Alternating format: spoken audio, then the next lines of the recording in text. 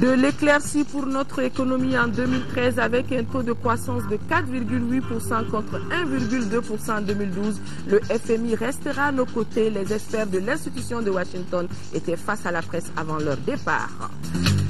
Sécurisation des villes libérées à Tombouctou. Nos forces armées de défense sont dans une vaste opération de récupération de matériel abandonné par les terroristes dans leur fuite. Nous sommes jeudi 14 mars. Mesdames et messieurs, bonsoir et bienvenue dans cette édition. Tout d'abord, le Conseil des ministres est réuni en session ordinaire ce jeudi 14 mars dans sa salle de délibération au palais de Koulouba et c'était sous la présence du président de la République par intérim, le professeur John Kounda Traoré. Après examen des points inscrits à l'ordre du jour, le Conseil des ministres a adopté des projets de texte, entendu des communications et procédé à des nominations. Sur ce plateau avec moi, Ibrahima Djombélé. Bonsoir Ibrahima Djombélé. Bonsoir Aroui Touré. Avec vous, lecture donc de ce communiqué du Conseil des ministres. Tout à fait, mesdames et messieurs, bonsoir. D'abord, au chapitre des mesures réglementaires.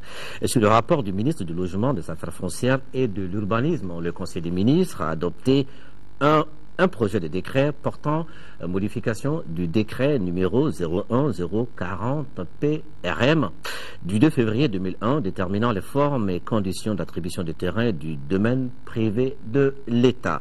Dans le cadre de l'application des dispositions du Code domanial et foncier, le gouvernement a adopté en 2001 un décret déterminant les formes et conditions d'attribution des terrains du domaine privé de l'État. Ce décret a, dans la pratique, révélé des lacunes qui ont eu comme conséquence l'attribution abusive de concessions rurales et leur transformation en titre foncier sans mise en valeur préalable, le non-respect des seuils d'attribution par les autorités concédantes à travers l'attribution de plusieurs parcelles d'un tenant, la cession de terrains sans immatriculation et sans les avis des services techniques et des autorités communales. Ces dérives constatées ont souvent, d'une part, entravé la mise en œuvre d'importants programmes d'investissement, d'exécution des réseaux routiers ou électriques et d'autre part, exacerbé les conflits fonciers. Le présent projet de décret est adopté en vue de corriger cette situation. Il impose une superficie minimale de 0,25 hectares pour l'attribution de concessions rurales et le rend obligatoire l'avis des services techniques et des autorités communales pour l'attribution des concessions rurales et leur transformation en titre foncier. Il soumet à l'autorisation des autorités administratives toute attribution de concessions rurales. Les autorités concédantes sont le gouverneur de région lorsque la superficie est inférieure ou égale à 5 hectares, les ministres chargés des domaines et de l'administration territoriale pour la superficie supérieure à 5 hectares mais inférieure ou égale à 10 hectares. Le Conseil des ministres lorsque la superficie est supérieure à 10 hectares mais inférieure ou égale à 100 hectares. 2. Un projet de décret portant affectation au ministère de l'économie, des finances et du budget d'une parcelle de terrain sise à Kati, afin de permettre à la Direction générale des douanes d'accomplir efficacement sa mission. Le ministère de l'économie, des finances et du budget a sollicité du ministère du logement, des affaires foncières et de l'urbanisme des parcelles de terrain pour la construction de bureaux pour les différentes structures de services de douane. Le présent projet de décret porte affectation au ministère de l'économie, des finances et du budget d'une parcelle de terrain, objet du titre foncier numéro 54 80 45, numéro 54 845 du cercle de Kati, 6 à Kantigila, dans la commune urbaine de Kati. La dite parcelle, d'une superficie de 9 hectares 6 à 24 centiares, est destinée à la construction des bureaux de la Direction régionale des douanes de Koulikoro et du bureau principal des douanes de Kati. Au chapitre des mesures individuelles, le Conseil des ministres a procédé aux nominations suivantes.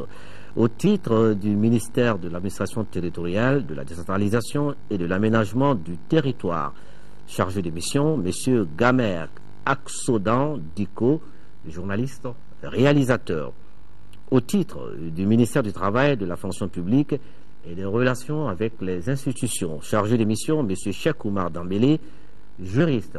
Madame Diao Mariam Kone, journaliste. M. Salif Fane, juriste. Au titre du ministère des Malais de l'Extérieur et de l'intégration africaine, conseiller technique, M. Amadou Touré, magistrat. Au titre du ministère de la Justice, président de la section administrative de la Cour suprême, M. Beylaba, magistrat. Conseiller à la section administrative de la Cour suprême, M. David Sagara, magistrat. Conseiller à la section des comptes près la Cour suprême, M. Bakari Koulibaly, inspecteur des services économiques. Commissaire du gouvernement près la Cour suprême, M. Amadine Djibril Goro, magistrat. Avocat général près la Cour suprême, M. Cheikh Mohamed Chérif Koné, magistrat. Au titre du ministère du Logement, des Affaires foncières et de l'Urbanisme, secrétaire général, Mme Samake Mariam Sangaré, inspecteur des impôts. Conseiller technique, M. Rouben Terra, ingénieur de construction civile, M. Abbas Yalkouye, ingénieur de construction civile, directeur national de l'urbanisme et de l'habitat, M. Amadou Diallo, ingénieur de construction civile. Au titre du ministère de l'Énergie et de l'Eau, chargé de mission, Mme Sissé Zeynaba Aïdara, journaliste. Au chapitre des communications, au titre du ministère du Travail, de la fonction publique et des relations avec les institutions, le Conseil des ministres a examiné une communication relative à la politique nationale du travail et à son plan d'action opérationnel 2013-2015.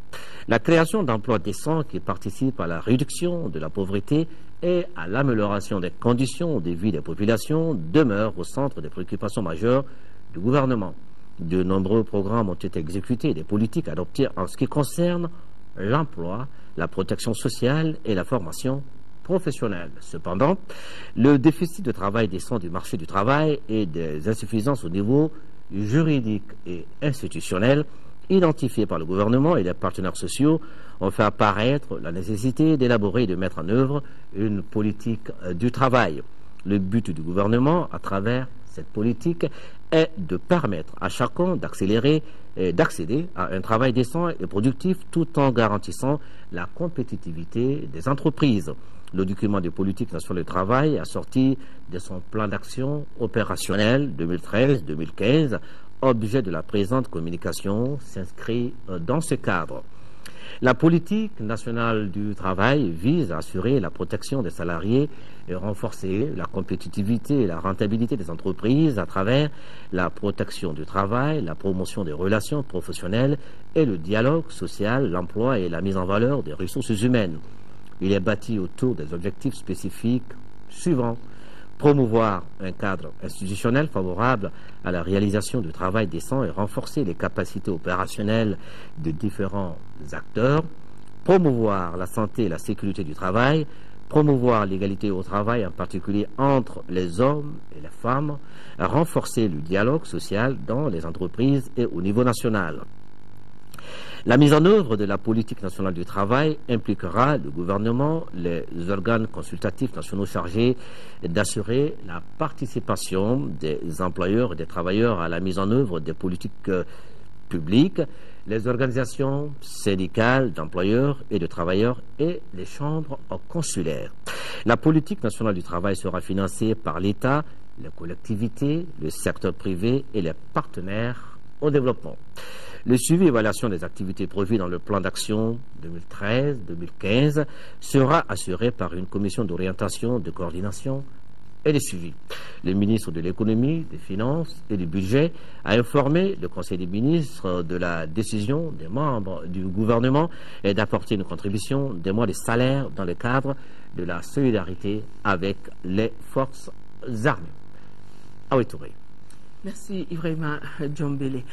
Et après avoir présidé le Conseil des ministres de ce matin, le président de la République par intérim était cet après-midi à l'ambassade de Venezuela, ici à Bamako, pour signer le cahier de condoléances et rendre hommage à Hugo Chavez, le président vénézuélien décédé il y a quelques jours. Et ainsi, le Mali perd un ami, un combattant de la liberté de l'homme. Le professeur Djonkunda Traoré au micro de Bourama Traoré. Le sens de ce geste est très simple. c'est d'abord la solidarité entre des peuples qui partagent le même combat, qui partagent la même vision de l'avenir de notre planète. C'est aussi un hommage à un homme qui a mérité non seulement de son peuple et de sa nation, mais qui a mérité de tous les peuples et de toutes les nations éprises de paix et qui combattent pour la liberté et pour la dignité de l'homme. Son engagement constant pour le développement de nos pays mérite que l'on vienne s'incliner devant sa mémoire et que l'on dise à quel point son départ va constituer une perte incommensurable pour nous tous. Et je pense que le commandant président a consacré sa vie entière à la lutte pour l'homme tout court. Et au nom du peuple du Mali, au nom de son gouvernement et à mon nom personnel, j'ai tenu à venir dire au peuple du Venezuela que nous sommes solidaires avec lui, que nous partageons ce deuil aussi fortement que lui et que cette perte, nous la considérons comme la nôtre. Et je crois que nous ne pouvions pas faire moins au Mali. Voilà, mesdames et messieurs, nous venons de l'apprendre. Ce communiqué vient juste de nous parvenir. Nous avons appris ce soir le décès du grand chancelier des ordres nationaux du Mali, le colonel à la retraite Koké Dambélé. La levée du corps aura lieu demain vendredi 15 mars à 16 h à la place d'armes de la direction du génie militaire. Nous poursuivons avec le cours de ce journal. Ce communiqué du président de la République par intérim suite à la désignation du nouveau pape. Au nom de la communauté chrétienne, de la communauté des croyants du Mali, de l'ensemble des institutions de notre pays et à mon nom personnel, je vous adresse mes chaleureuses félicitations. La diligence avec laquelle vous avez été porté à la tête de l'Église est la marque d'une grande estime et d'une solide confiance de vos co-religionnaires. Votre élection est aussi la preuve d'une remarquable ouverture d'esprit de votre sainte institution.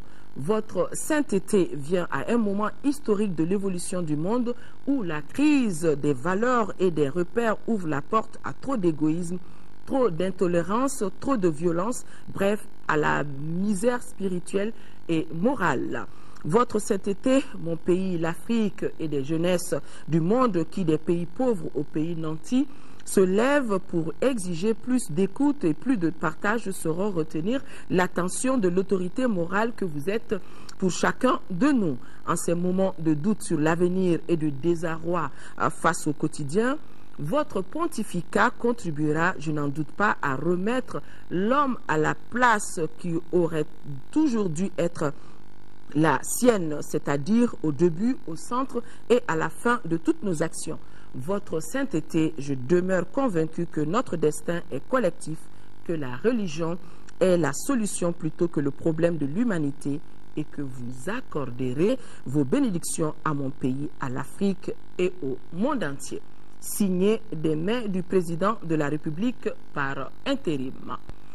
Audience à l'Assemblée nationale ont été reçus les jeunes du réseau panafricain des leaders des Nations Unies pour l'atteinte des objectifs du millénaire pour le développement et les membres de l'Organisation patronale des industriels du Mali. Avec les jeunes, il était question de rendre compte aux élus nationaux des conclusions du dernier sommet de Ouagadougou. Quant aux membres de l'Organisation patronale des industries du Mali, ils sont venus présenter à l'Assemblée nationale le nouveau bureau de la structure. Compte rendu signé Adama Kodjo. Les jeunes du réseau panafricain des leaders des Nations Unies pour l'atteinte des objectifs du millénaire pour le développement sont les premiers à être reçus par le président de l'Assemblée nationale par intérim. Ils étaient venus témoigner aux élus nationaux la solidarité de la jeunesse africaine à notre pays qui vit une période difficile et présenter les conclusions des travaux du sommet de Ouagadougou tenu en décembre dernier. Le sommet déplore tout ce qui a été fait par les forces du mal. Ce document donne de l'espoir dans la mesure où il engage les jeunes à passer par tous les voies et moyens pour que la paix au niveau du Mali soit une réalité, pour que la réconciliation soit une réalité, mais surtout pour que le dialogue puisse exister. Les membres de l'organisation patronale des industriels du Mali, eux, étaient venus présenter à l'Assemblée nationale le nouveau bureau de leur structure. Un bureau de 22 membres avec un mandat de 3 ans orienté sur 4 axes stratégiques. Un premier axe qui consiste à faire en sorte que l'industrialisation du Mali soit quelque chose de normal. Ça, c'est un axe de communication. Un axe second qui consiste à faire 18 réformes, dont 8 sont conjoncturelles qu'il faut faire tout de suite, 10 qu'il faudrait faire à moyen terme. Et nous pensons que si ce plan-là est adopté, on verra le produit intérieur brut, donc le PIB de l'industrie, passer de 4% à au minimum 10%. Ce sera assorti au minimum de 50 000 emplois. Cyril Achkar dit fonder beaucoup d'espoir sur les élus nationaux dans l'exécution du mandat de son bureau.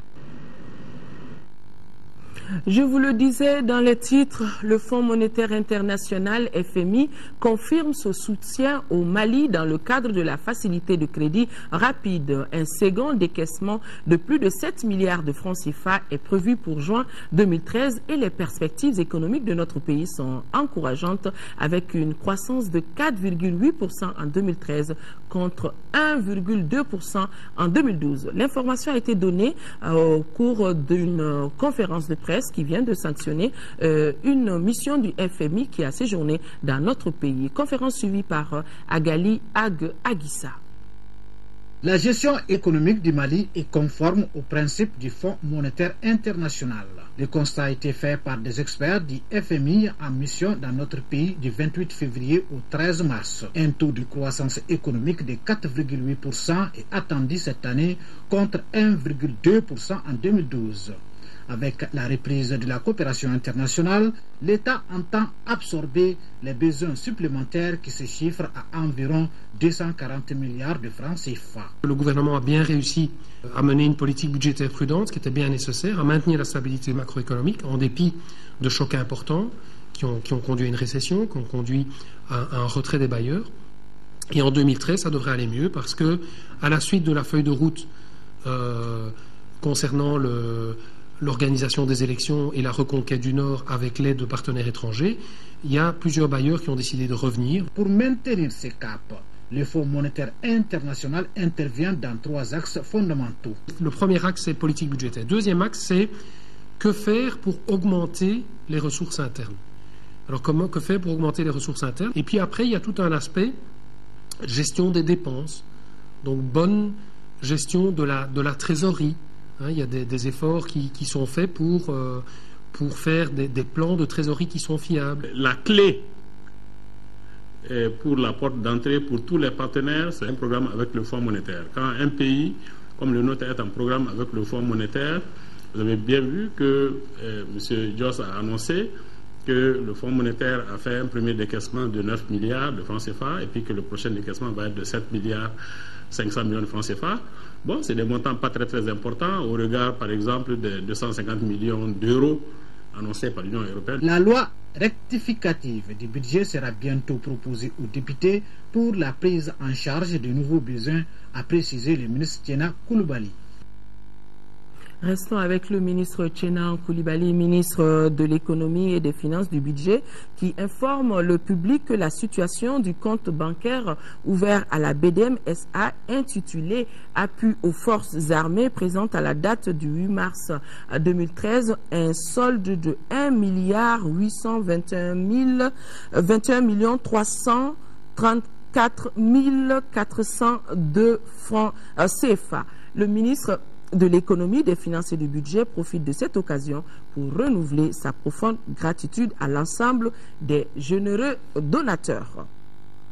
Après Abu Dhabi et Kigali, le ministre des Affaires étrangères et de la coopération internationale, Tchema Hubert Coulibaly, vient d'arriver à New York pour une visite de travail. Au siège des Nations Unies, le ministre aura des entretiens avec les hauts responsables de l'organisation, dont le secrétaire général Ban Ki-moon. Le ministre Coulibaly, après New York, se rendra à côté de nous à Nouakchott, en Mauritanie, pour prendre part à la réunion ministérielle sur le renforcement de la coopération en matière de sécurité et l'opérationnalisation de l'architecture africaine de paix et de sécurité dans la région sahélo-saharienne prévue le 17 mars. Et le ministre de l'Agriculture, lui, a regagné Bamako. Il a séjourné du 5 au 8 mars dernier sur invitation de la Banque africaine de développement, a participé donc à la réunion relative au mécanisme africain de financement du développement des engrais en qualité de représentant des ministres de l'Agriculture de l'Afrique de l'Ouest. La délégation ministérielle a également pris part à une séance de travail avec l'équipe technique de la BAD chargée des projets destinés au Mali. Les projets ciblés portent essentiellement sur la maîtrise de l'eau, la sécurité alimentaire et l'adaptation aux effets des changements climatiques qui constituent des objectifs majeurs du Mali. Le ministre de l'Agriculture se nomme Baba Berté. La mission d'entraînement de l'Union européenne au Mali a présenté cet après-midi aux autorités maliennes son rapport sur l'état des lieux des forces armées et de sécurité du Mali. Le rapport fait ressortir certaines urgences, notamment la réorganisation des ressources humaines militaires. Youssouf Diakité. Cette cérémonie consacre la présentation de l'état des lieux de la mission d'entraînement de l'Union européenne au Mali, une mission dédiée à la formation des forces armées de sécurité maliennes. Dans les documents présentés à l'assistance, les constats sont relatifs à la réorganisation des ressources humaines militaires et le plan de carrière. L'objectif est d'avoir des unités soudées aptes au combat. La formation va aborder tous les aspects, mais il s'agit d'abord de former des unités opérationnelles, des bataillons, de 650 à 700 hommes capables de manœuvrer, de conduire des opérations tactiques de façon autonome sur la totalité du territoire malien. Donc il s'agit de formations de combats d'infanterie, de combats de cavalerie, avec des appuis d'artillerie, avec une manœuvre gérée et conduite avec des moyens de transmission. Enfin voilà, ce qui fait qu'une armée, qu'un régiment, qu'un bataillon est capable de manœuvrer tout seul face à un ennemi de sa taille sur tout le territoire malien. La formation qui commence le 2 avril 2013 à Koulikoro pour 2 mois et demi permettra de renforcer les capacités opérationnelles et tactiques des forces armées et de sécurité maliennes. Le concept, c'est d'abord la remise à niveau des unités du Mali afin de les engager sur le terrain d'opération, préparer le retour de l'administration et organiser les élections. Cette première phase de la formation coûte à l'Union européenne près de 8 milliards de francs CFA. En parlant de ressources humaines militaires, ce communiqué très important du chef d'état-major des armées, dans le cadre de la mise en œuvre des directives du gouvernement, le chef d'état-major général des armées invite les militaires du 33e régiment des commandos parachutistes à rejoindre le camp de Djikoroni le dimanche 17 mars 2013 à 9h. Des dispositions sont en cours en vue de leur engagement sur le théâtre des opérations conformément aux instructions contenues dans le communiqué du Premier ministre en date du 15 février 2013. Les militaires du régiment parachutiste déjà déployés dans les unités autres que Bamako ne sont pas concernés par le présent communiqué. Opération de sécurisation des villes libérées, cet autre titre phare de ce journal. En 6e région, la gendarmerie a récupéré auprès des populations des véhicules, des motos, des tables et climatiseurs. Tout ce matériel a été abandonné par les terroristes dans leur fuite. Envoyés spéciaux Adama Djimde et Shérif Moulay Haïdara. 3 citernes de la Satom, des véhicules de toutes marques, Mercedes 190, Jeep, Toyota, Peugeot 406, Hilux et 7 motos de la gendarmerie retrouvées au bord du fleuve à Kouriomé. L'ensemble de ces engins ont été récupérés par la gendarmerie prévôtale de Tombouctou. un service qui est au four et au moulin pour traquer les malfaiteurs où ils se trouvent. Nous avons pu récupérer ces quelques matériels. C'est du matériel que certaines personnes avaient emporté lors des casses. Et suite à l'appel lancé par ces autorités, comme je viens de le dire tantôt, alors, certains ont ramené leur matériel d'eux-mêmes, mais pour certains, nous avons effectué une perquisition domiciliaire dans certains quartiers qui nous a également permis de découvrir quelques matériels. La perquisition pour le moment, ce n'est pas terminé. Nous attendons toujours les informations. Dès que nous avons une information, nous partons vérifier. En dehors du matériel roulant, des chaises, des climatiseurs, des portes métalliques et même des urnes ont été également retrouvées. Pour mener à terme ce travail, les forces de sécurité attendent beaucoup des populations. Présentement, nous savons que rien n'a encore été repris à Tombouctou.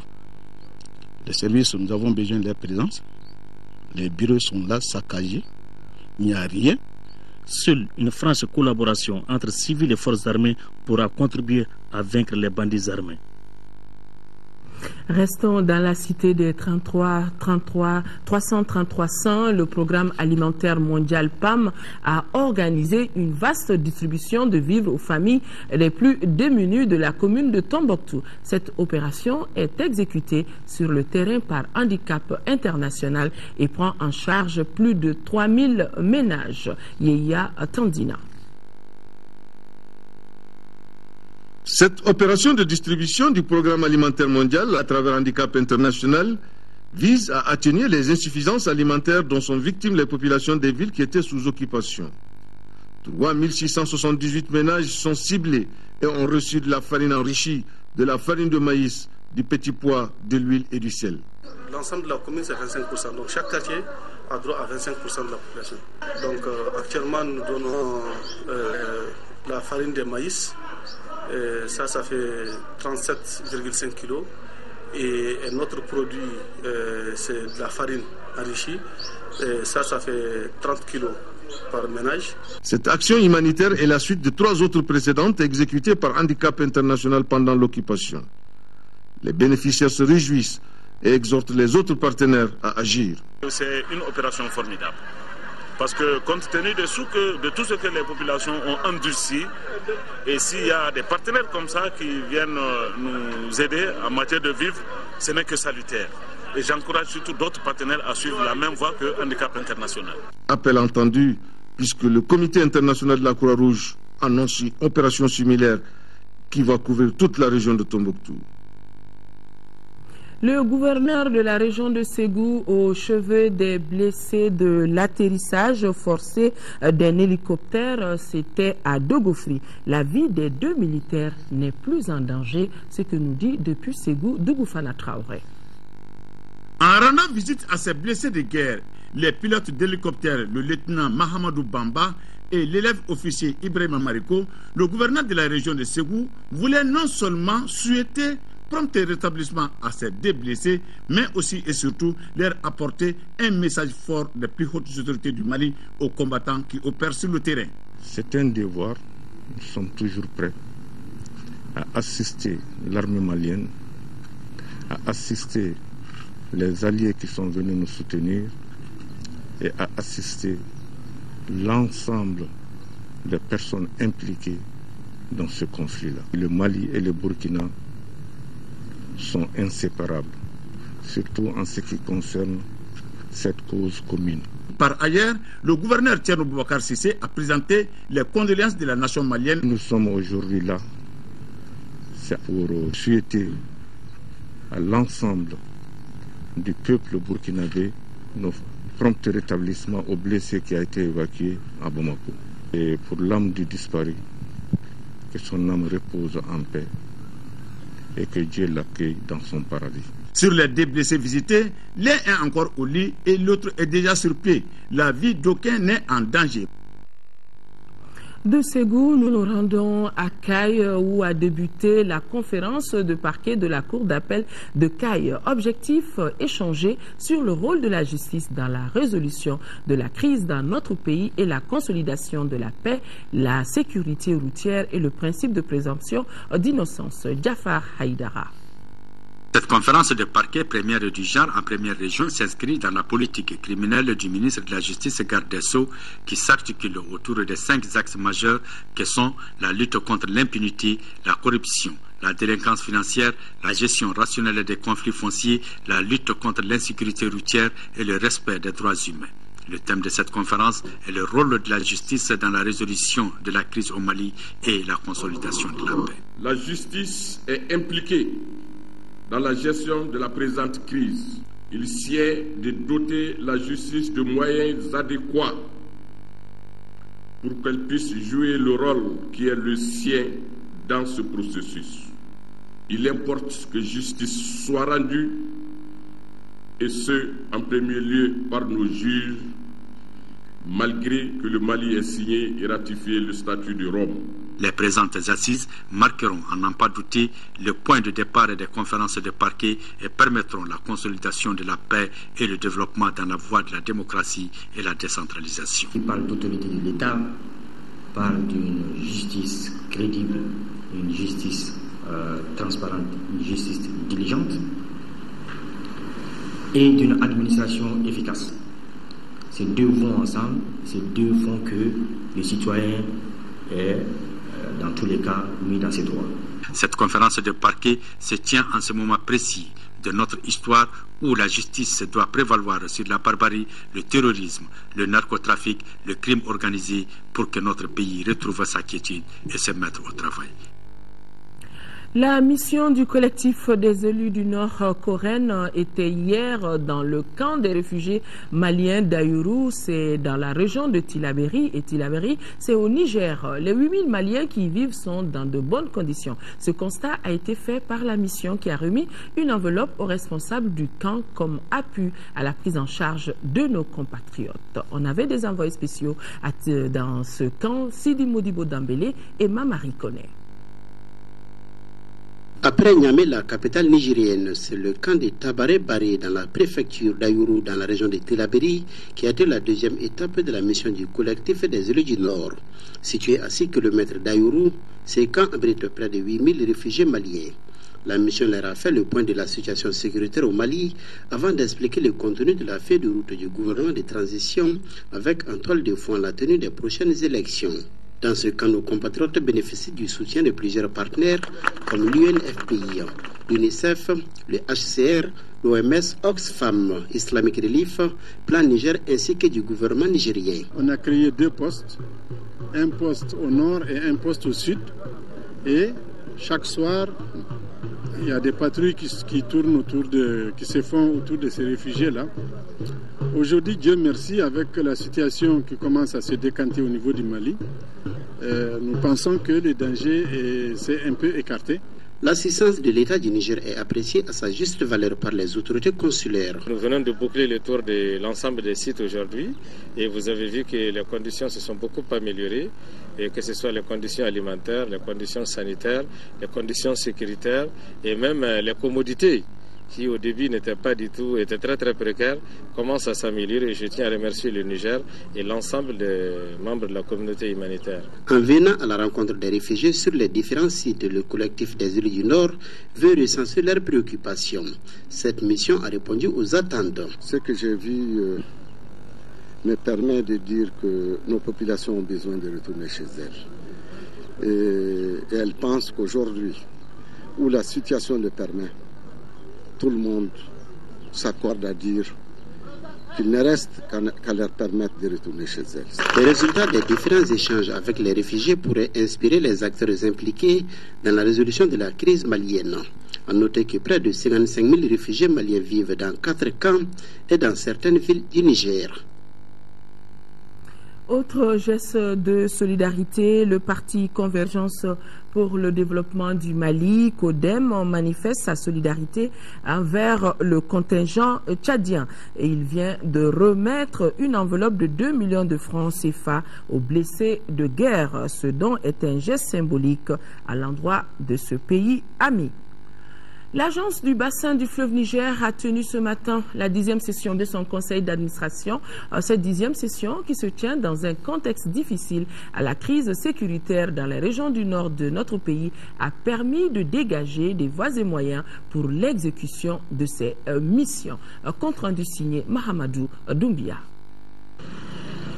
Entièrement dédiée à la sauvegarde du fleuve Niger, la mission principale de l'agence du bassin du fleuve Niger est de veiller à sa sauvegarde, de protéger ses berges et bassins versants contre l'érosion et l'ensablement, de préserver les écosystèmes terrestres et aquatiques. Cette 10e session ordinaire de cette agence, malgré la crise sécuritaire, a donc de belles perspectives en matière de protection de l'environnement. En 12 ans d'existence, cette agence s'affirme de plus en plus comme un outil pertinent pour la sauvegarde et la protection du fleuve Niger, de ses affluents et de leurs bassins versants, ainsi que la gestion intégrée de leurs ressources, malgré de nombreuses difficultés d'ordre financier et institutionnel. Après des échanges et discussions, les administrateurs ont donc adopté plusieurs autres recommandations, parmi lesquelles l'adoption et l'acquisition des ressources propres, des redevances pollution, une bonne implication des partenaires techniques et financiers. L'agence, depuis sa création, en tant qu'établissement public à caractère administratif, ne dispose pas encore de ressources propres. Ils ont mis l'accent sur les problèmes institutionnels qui gênent un peu la BFN dans son évolution, notamment par rapport à d'autres structures chargées de gérer l'eau. Et enfin, il y a également les problèmes de personnel. La BFN ne dispose pas encore de ressources humaines suffisantes pour pouvoir faire totalement face à sa mission. Parmi les réalisations de l'agence du bassin du fleuve Niger, créée en 2002, on retient entre autres la lutte contre les jacinthes d'eau douce, la formation de groupements d'intérêt économique pour la production de pépinières, l'élaboration des études sur les mécanismes de l'ensablement dans la vallée du fleuve et sur le seuil en vue du dragage du fleuve Niger. En 2013, le Fonds de solidarité va procéder à un recentrage de ses activités. Il prévoit d'appuyer des projets d'agriculture dans la région de Tombouctou. Le fonds va également apporter son aide aux ONG actives dans le domaine de la réduction de la pauvreté. Ces décisions sont prises à la faveur de la 13e session ordinaire de son conseil d'administration. Un compte rendu signé Mamadou Bagayogo. Le Fonds de solidarité nationale a tiré les enseignements nécessaires de la double crise sécuritaire et institutionnelle qui a secoué le Mali en 2012. Cette année, le Fonds entend poursuivre sa mission tout en tenant compte de la faiblesse des ressources financières. Les activités pour 2013 porteront sur deux aspects. Premièrement, nous allons continuer à apporter notre contribution aux associations et ONG actives dans le domaine de la réduction de la pauvreté et aussi l'aide d'urgence. Mais également, de plus en plus, au Fonds de solidarité, nous nous orientons vers le recentrage des activités. C'est-à-dire que nous n'allons pas poser des actes de manière sectorielle, mais beaucoup plus, nous évoluerons vers des projets intégrés. Selon le président du conseil d'administration, Sidi Konake, même si la structure n'a pas échappé aux conséquences de la crise, elle a tout de même pu poser des actes de solidarité. Adama Diarra confirme. Nous avons apporté des appuis à certaines organisations comme Cris de Cœur, le Coren et la Croix-Rouge malienne pour apporter un appui pour soulager les souffrances des premiers déplacés au sud. La session sera mise à profit pour renouveler les membres du conseil d'administration. L'Association malienne des droits de l'homme, AMDH, a lancé ce matin à la Maison de la Presse un nouveau projet relatif à la promotion et à la protection des droits humains au Mali en temps de guerre. Fruit de la coopération entre la France et le Mali, ce projet de 6 mois sera mis en œuvre dans toutes les régions administratives du Mali. Reportage Abdrahman Meiga. 6 mois pour influencer les autorités de la transition pour une mise en œuvre d'actions concrètes de protection et de défense des droits des victimes de la double crise institutionnelle et sécuritaire au Mali. Voilà l'exercice auquel s'attelle l'Association malienne des droits humains à travers ce projet. Un projet qui est le fruit de la coopération entre le Mali et la France. Il permettra à l'AMDH d'entreprendre la réalisation d'un certain nombre d'activités relatives à la promotion et à la protection des droits humains. La culture d'impunité et les déficits de justice face aux violations des droits de l'homme sont très souvent à l'origine des crises et se transforment en conflits parfois très violents et constituent des menaces contre la paix et la stabilité à l'intérieur et au-delà des pays. Nous souhaitons à la NDH évidemment le maximum de réussite dans ce programme. Nous l'évaluerons ensemble, mais nous nous montrons par principe de toute façon disposés à continuer cet appui au-delà de la période actuelle. Ce projet verra également l'organisation d'une série de visites de l'AMDH dans les camps de réfugiés du Niger, de Burkina Faso et de la Mauritanie. La considération de l'état des droits est en outre un élément fondamental de la protection des droits des citoyens et donc de stabilité. L'engagement du Mali, aux côtés des institutions des Nations Unies, pour la promotion et la protection des droits de l'homme n'est plus à démontrer.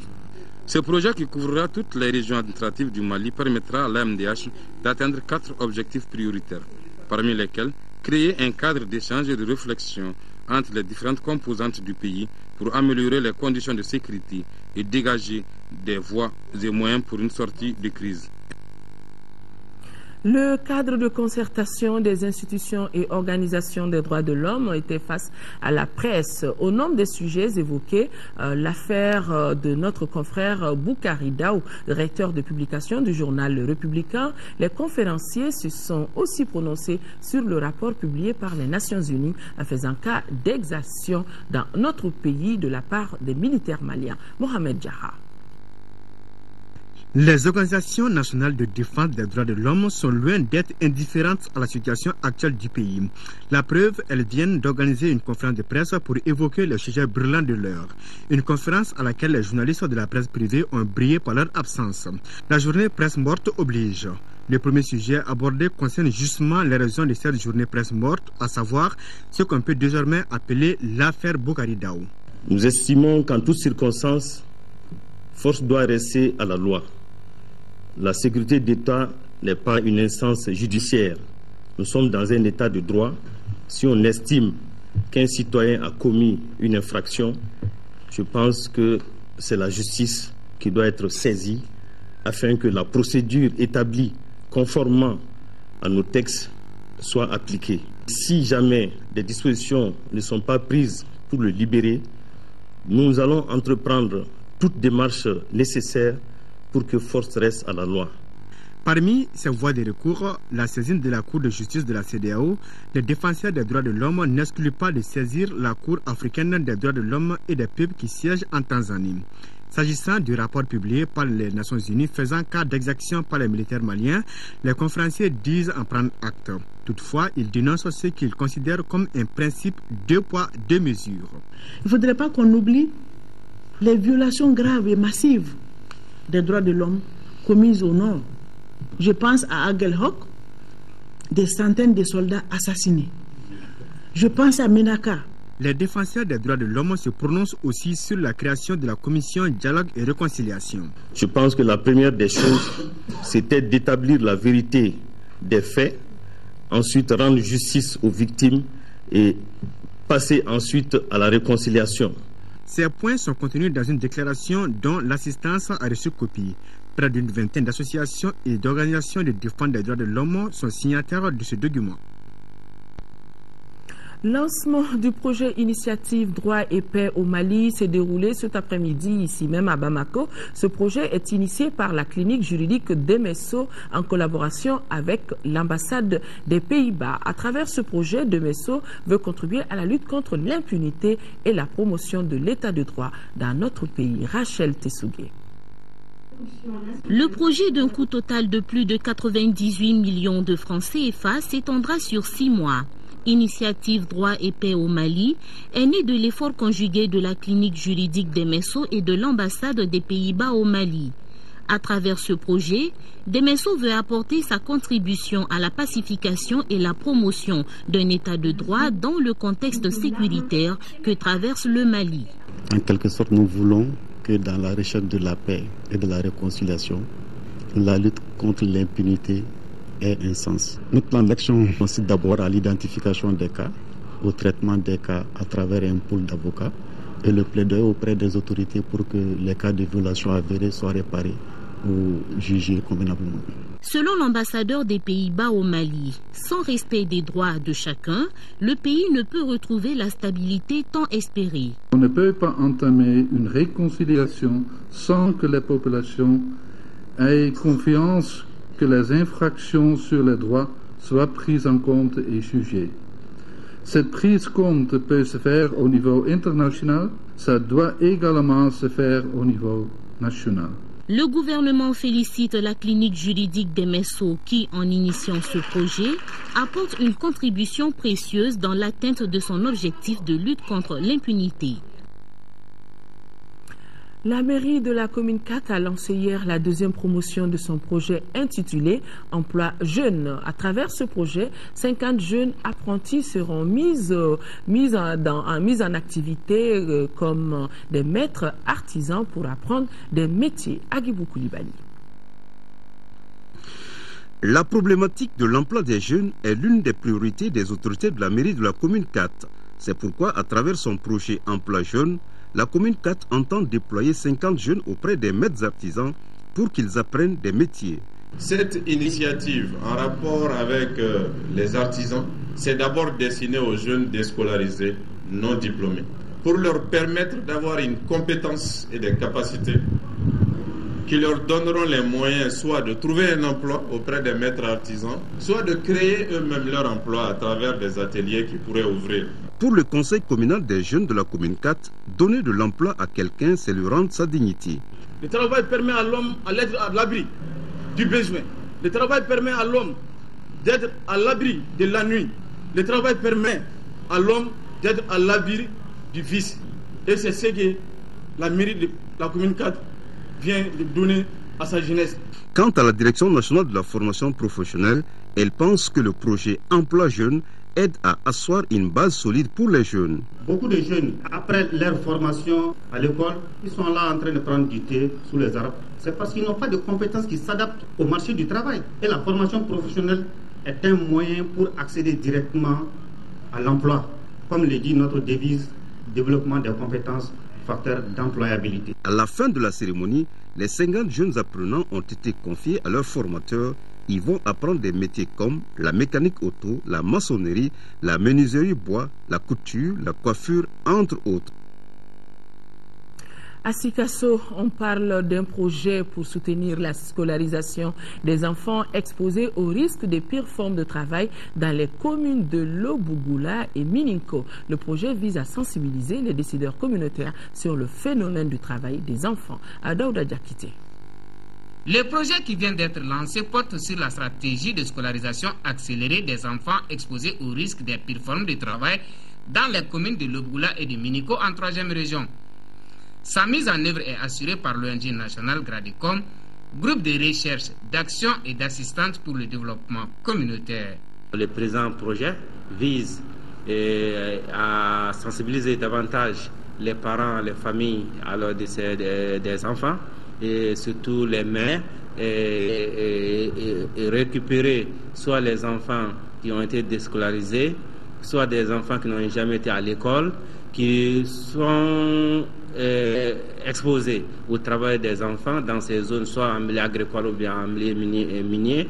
Doté d'une enveloppe de 85 millions de francs CFA financée par le Bureau international du travail pour une première phase de 10 mois, il s'agit à travers ce projet de mener une large campagne de sensibilisation des acteurs, mais surtout des communautés, sur le phénomène du travail des enfants. Ce programme, il servira à approfondir les connaissances sur les risques liés aux pires formes de travail des enfants et aussi à renforcer l'adhésion et favoriser l'échange d'expériences entre les différents partenaires. Au-delà de la sensibilisation, les femmes mères d'enfants exposés au risque des pires formes de travail bénéficieront des appuis financiers afin de leur permettre de mener des activités génératrices de revenus. Et les représentants des collectivités concernées de se réjouir de cette initiative de Gradicom avant de s'engager à soutenir le projet pour le maintien des enfants à l'école.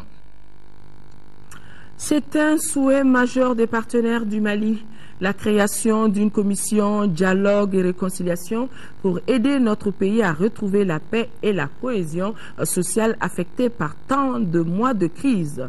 La commission est désormais créée par un décret rendu public la semaine dernière. Les autorités assurent d'ailleurs que ces membres seront désignés dans un très bref délai et pourront se mettre rapidement au travail. Vous l'aurez compris, on est jeudi. L'interview de la semaine s'intéresse à la question. Yaya Konaté reçoit Boubacar Sow, le directeur de cabinet du Premier ministre. Un entretien à suivre après l'émission sur la ligne de front. Et effectivement, juste après ce journal, vous pourrez suivre dans la ligne de front l'entretien de Abbas Famouri Traoré avec le capitaine Amadou Aya Sanogo. Pour la première fois, le président du comité de suivi de la réforme de l'armée et de sécurité va nous parler de sa mission et de sa vision de la crise. Demain 10h et 13h, Mohamed Touré, et quant à moi, je serai là à 18h et 20h. Excellente nuit à tous. Au revoir.